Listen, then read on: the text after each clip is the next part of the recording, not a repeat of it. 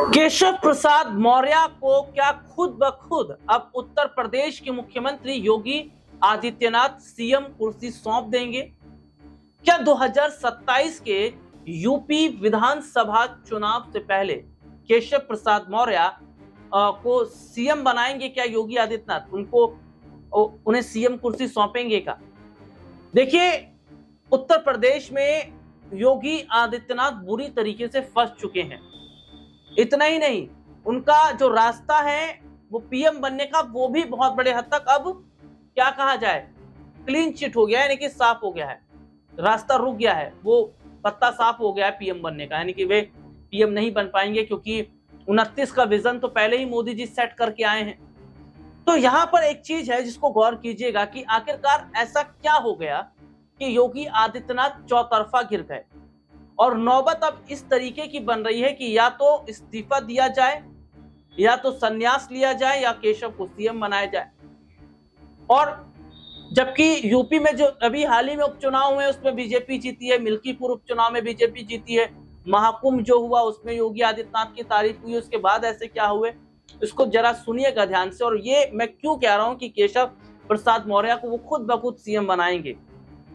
देखिए, सबसे बड़ी बात क्या है कि उत्तर प्रदेश के मुख्यमंत्री योगी आदित्यनाथ जो फैसले ले रहे हैं या जो कदम अभी तक उन्होंने उठाए हैं, उसका जो नुकसान है, वे सबसे बड़ा जो नुकसान है वे एनडीए के सहयोगी दलों को हो रहा है या होता नजर भी आ रहा है। कैसे?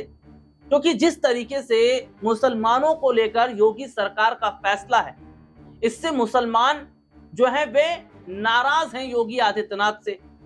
और जो एनडीए के साथ जो सहयोगी दल जुड़े हुए हैं, चाहे वे जयंत चौधरी की पार्टी आरएलडी हो, अपना दल हो, सुहेल देव पार्टी हो, है ना, ये जो पार्टियां हैं इनको नुकसान हो रहा है क्योंकि इनको भी तो वोट बैंक पड़ता है, इनको भी तो वोट मिलता है। और आरएलडी को तो मुसलमानों का अच्छा खासा वोट बैंक मिलता है और आरएलडी में तो कई चेहरे ऐसे हैं जो मुसलमान चेहरे हैं, विधायक हैं। तो यहां पर देखा जा रहा है कि योगी आदित्यनाथ के फैसले से ये लोग सहमत नहीं है, इसका नुकसान इन्हें उठाना पड़ रहा है वोट बैंक के तौर पर। और दूसरी सबसे बड़ी बात क्या है कि जिस तरीके से देखा जा रहा है कि जो बीजेपी के विधायक हैं उन्होंने मोर्चा खोल दिया है कानून व्यवस्था, सुरक्षा व्यवस्था को लेकर। और केशव प्रसाद मौर्य अब आर पार की लड़ाई लड़ रहे हैं कि मुझे तो अब सीएम बनाया जाए, मैं बहुत लंबे समय से इंतजार कर रहा हूं, अब योगी को सीएम ना बनाया जाए। तो ये सवाल खड़ा हो जाता है कि जिस तरीके से गिर गए हैं। और कुछ समय पहले देखिए, मैं कहूं आरएसएस प्रमुख मोहन भागवत का एक स्टेटमेंट जब आता है कि कोई संगठन से बड़ा नहीं है, केशव प्रसाद मौर्य ने कहा कोई संगठन से बड़ा नहीं है। और जब ये बात कही थी मोहन भागवत ने कि हर जगह खुदाई करना ठीक नहीं, हर जगह खुदाई की जाएगी तो देश में गृह युद्ध जैसे हालात हो जाएंगे।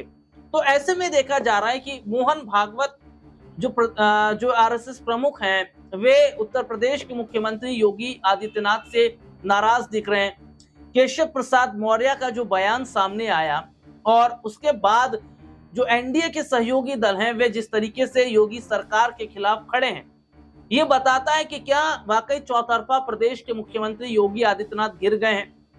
और जो 27 के चुनाव से पहले विपक्ष कह रहा है कि उन्हें इस्तीफा देना चाहिए, वे संत नहीं है क्योंकि संत को कभी क्रोध नहीं आता, गुस्सा नहीं आता, उन्हें मठ चले जाना चाहिए।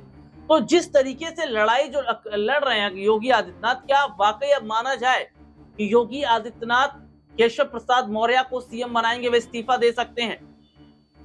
आज के लिए इतना ही, आपसे फिर दोबारा मुलाकात होगी, तब तक के लिए इजाजत दीजिए, नमस्कार।